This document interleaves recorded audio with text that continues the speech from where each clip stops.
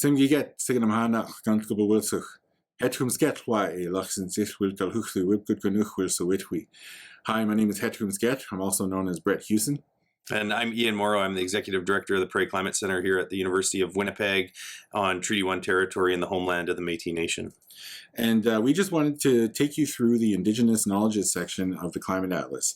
So I just wanted to preface this with why we use the term Indigenous, and it's more to be inclusive, not to label the peoples, but to be inclusive of the many different nations and peoples who live on in this country and who are from these lands.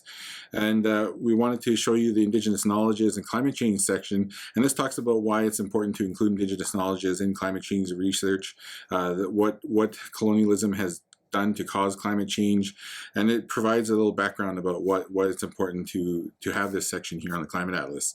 And we've worked with a distinctions-based approach, so we have First Nations, Inuit, and Métis sections. So if we jump into the First Nations section, we see that at the top there's a video that talks about the National Climate Gathering with the Assembly of First Nations. It was an amazing gathering, a lot of great minds gathered. And then you look at the Anjou Key Initiative and climate change.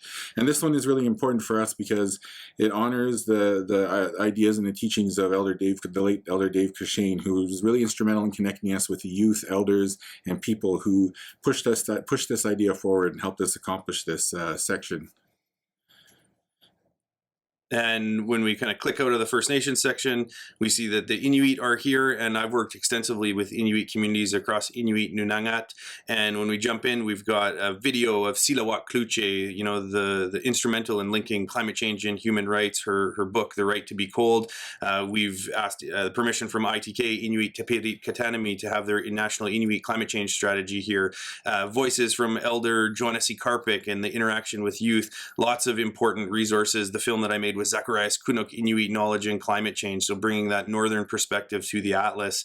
And here in the homeland of the Métis Nation, although I'm not Indigenous myself, my wife and my children are. They come from intergenerational Métis families, and it was quite an honor. We worked with filmmaker Chris Gaudry, Métis filmmaker Chris Gaudry, and he made these Métis videos, Métis communities, the importance of solar, wildland firefighters, the traditional knowledge of the forest and how to protect communities. There's lots of great content in here, and it is kind of complemented with a series of Indigenous climate change maps. And when I created the icon that we use for the Indigenous section, I wanted something that encompassed the land itself, because that's actually what creates the culture of the lands, is the land itself. And if you look to the left side of the map, you see the icon there. And when you click on the icon, you can break it down into First Nations, Inuit, and Métis projects and communities.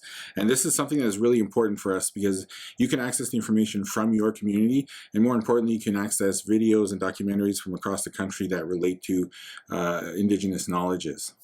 And so when we click on First Nations, for example, this is every single First Nations reserve community, 634 communities, literally from coast to coast to coast. And you've got sliders here, which is less and more climate change in different time periods. And so if we jump forward to the 2051 to 2080 time period, we're looking at, that kind of extreme kind of climate change moving forward. And every single community now has data. And if we look at, the Treaty 1 territory here where we are, if we go to, say, for example, Long Plain, we're looking at the number of plus 30 days in that high carbon far future, and you can see that there's going to be a jump of almost 40 plus 30 days in this location. And any community in any region of the country across these diverse Indigenous territories can go and get this data now. As Brett mentioned, it's distinctions based, so if we go to Inuit communities and we back the map out, we can see all of the Inuit communities. And this is the first time that this kind of data has ever been made available for Indigenous peoples of this country they call Canada. And if we click in and we start to look at, some of these Arctic communities, I've spent a lot of time up in Iqaluit and Pengnurtung. And if we go to cold weather, there's different variables. So if we look at the loss of the cold, say minus 30 days in a place like Iqaluit, we've got, the historical baseline about 50 minus 30 days, and that's going to drop to 6. We're going to lose almost 50 minus 30 days. And that's an example of the change that's coming to the Arctic. And that's an example of why a map like this is so powerful in terms of helping communities think forward, plan. And when we go into the final section, Métis projects, we've got projects that the Métis National Council with their governing members have helped to kind of plot across the map that looks at the different initiatives that the Métis communities and leadership of this country have been, developing for climate solutions. And so it's a pretty important tool that is now available. And one thing I just want people to remember is this is a place we want to be inclusive for everybody. So if you see your community name isn't what you think it should be, you let us know and we can change that to what it's supposed to be.